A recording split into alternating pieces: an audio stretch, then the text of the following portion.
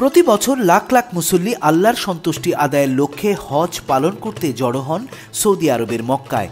আগামী ৫ জুন আরাফাতের দিন ধরে ইতিমধ্যেই হজ যাত্রীরা সৌদি আরবে যাওয়া শুরু করেছেন। তবে এবারের হজ যাত্রা কিছুটা আলাদা হবে সেই নির্দেশনা আগেই দিয়ে রেখেছিল সৌদি সরকার।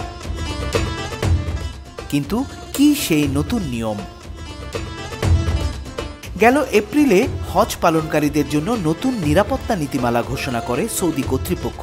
সেই নতুন নিয়ম অনুযায়ী শুধু সৌদিতে প্রবেশের ভিসা থাকলেই হবে না, বরং হজের সময় মক্কা নগরীতে প্রবেশের জন্য আলাদা অনুমতিপত্রও থাকতে হবে।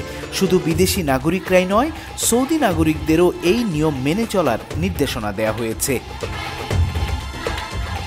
কি কি কাগজপত্র থাকলে প্রবেশের অনুমতি মিলবে মক্কায়? নতুন নিয়ম অনুযায়ী মক্কায় কাজের জন্য বৈধ অনুমতিপত্র কিংবা মক্কায় নিবন্ধিত বসবাসের প্রমাণপত্র বা ইকামা বা সরকারিভাবে ইস্যু করা হজ পারমিট দেখিয়ে প্রবেশ করা যাবে মক্কা নগরীতে। কিন্তু কোথায় পাওয়া যাবে এই অনুমতিপত্র?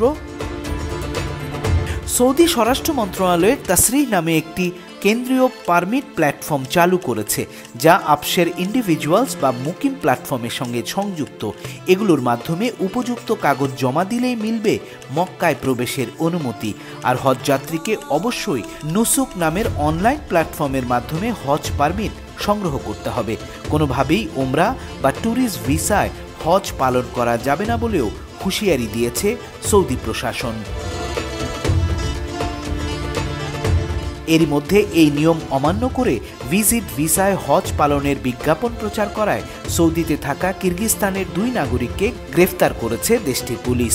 এছাড়া পারমিট ছাড়া হজ যাত্রীদের থাকা খাওয়ার ব্যবস্থার বিজ্ঞাপন প্রচার করায় 2 ইন্দোনেশিয়ান নাগরিককেও গ্রেফতার করেছে সৌদি পুলিশ।